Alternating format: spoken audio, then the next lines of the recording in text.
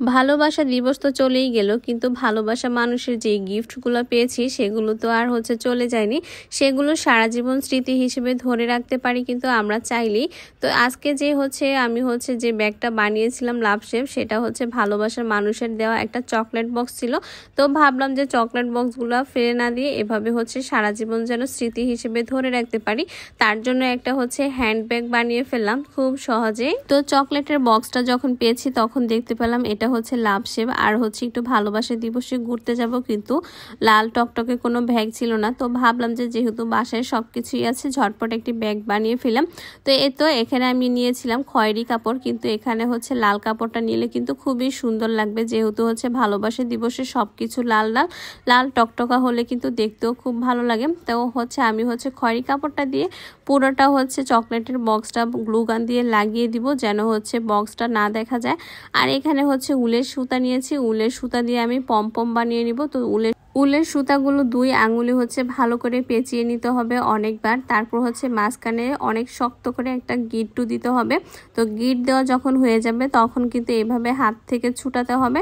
তারপর চারপাশ কেটে নিতে হবে কেচির সাহায্যে, আর হাতে গোল করে নিতে হবে। কিন্তু হয়ে গেল পমপম। তো এই পমপমগুলো কিন্তু খুবই সুন্দর আর খুবই সহজভাবে বানানো যায়। তো পমপমটা আমি আপনাদেরকে বানিয়ে দেখালাম কিভাবে এই পমপমগুলো বানানো হয়।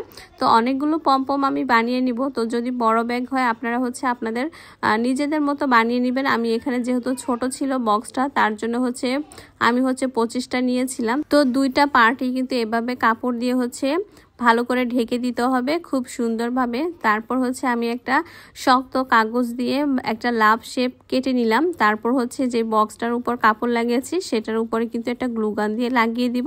তারপর যে পমপমগুলো বানিয়েছি সেগুলো কিন্তু গ্লু গান দিয়ে এভাবে লাগিয়ে দিব। তো এভাবে পুরাটা গ্লু গান দিয়ে লাগাতে হবে, যেন ভিতরে যে কাগজটা দিয়েছি সেই কাগজটা না দেখা যায়। তো দেখতেই পাচ্ছেন যখন পমপমগুলো লাগিয়েছি দেখতে কিন্তু খুবই সুন্দর লাগতেছে, একদম লাভ যেন লাল একটা টকটকা লাল কালার একটা লাভ নিয়ে এসেছে। তারপর এইভাবে একটা বক্স আরেকটা বক্সের সাথে লাগাবো। তার জন্য কিন্তু এখানে একটা আলগা কাপড় ব্যবহার করেছি, যেন ব্যাগটা খুব সহজে খোলানো যায় বা ভিতরে কোনো কিছু রাখা যায়, তার জন্য এই আলগা কাপড়টা নিয়েছি।